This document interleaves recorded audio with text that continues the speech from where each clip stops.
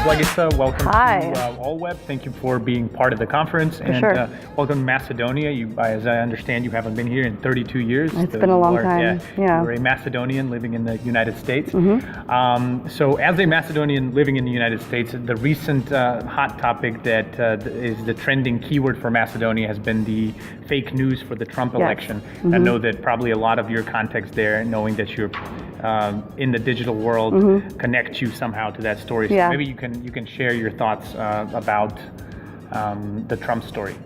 Yes. So it's very common being an American-born person with Macedonian blood in America. Everyone knows I'm Macedonian. Everybody knows Blagica. They know who I am. They know my family. So any news that hits about Macedonia, I get all of it. So I wasn't online a lot one day, and I was doing work, actually focusing on work, and then I went to my social platforms, and I was getting tagged left and right about this article about Veles and the BuzzFeed expose that came out. So before I said anything, I read it. I read it a few times, did my research, and then people kept throwing the article at me. So I just decided to do a all-encompassing post on Facebook that thanked everyone. Thank you so much for giving me all this news about where I'm from. But here's the deal. Did any of them blame you as being? Yeah, so people were like, "You're the hey, ambassador to. What's your statement about your people?" Like, "Oh, I'm the digital police of I also Macedonia." Got some of those, Yeah, I'm sure me, people. Is this what you're doing in yes, Macedonia I'm now? sure that because you're from here too, and because you went to school overseas. And actually, people don't know we saw each other in Chicago before you moved back. We go a few We years go back. way back to Chicago. At the startup at 18. At Industrious. Yeah, Industrious. Yes. So my belief is the following: the articles and what was posted is wrong. The content was wrong. However, the action those people took to learn a tool and a technology in a way to their advantage, because it was allowed, and the way that they so easily had duped people to read these articles and pass them on, it's wrong in terms of the content that was written, but two great things came out of it. Number one, they helped, in my opinion, spur Google and Facebook to put a better control on fake news, number one. Number two, it reminded many of my American friends and Americans in general that how quickly are you duped to read fake news and pass it on. In addition to them, Donald Trump and his own sons were posting fake news articles around. Now, I don't know if those same fake news articles came from the people in Veles, but it's still the same category. It doesn't matter where they came. It doesn't matter. So if you have the ambition and ability in a small town of Veles, in a small country of 2 million people, to use the interwebs to do what they did, I go back to people who say to me, I don't know what to do, or I can't find work, or I don't know how to use the web.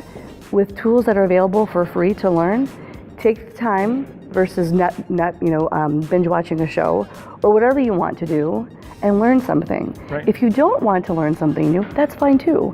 But don't blame people for taking advantage of a system that not saying you directly, but people so easily bought into. As a society, we've created those gaps that, like you said, this is a sobering moment for the systems that exist. Very sobering moment. Kind of reevaluate how everything works. Yeah. And I think ultimately it comes down to the responsibility of the consumers and each reader to be more informed. Yep. And to pay more attention to the sources that they read from, especially when it comes to something as important as voting and deciding next president. So I think it's a very interesting case study of how digital media can have a huge effect that perhaps nobody really planned for. And people will claim, that didn't affect me, or come on, give me a break. When that continues to permeate time and time again, you might think to yourself, I saw that, I keep seeing these weird stories, and I'm sure Hillary Clinton had horrible stories as well, but it's a very sobering moment to take time. I think the whole idea of digital and technology is fabulous. I love it. I'm in it, but it shows the lack of patience we have as a society to slow down, read, understand, not just news, but get to know other people. I was also getting a little upset with the way that the news of the election and different types of voters and the generalizations made about voters. I'm still upset about that, and that continues to permeate. That's a related topic. That I mean, this is commentary on the entire way that we consume information when it comes to politics and things that should be a lot more important to every single American and citizens of the world, really.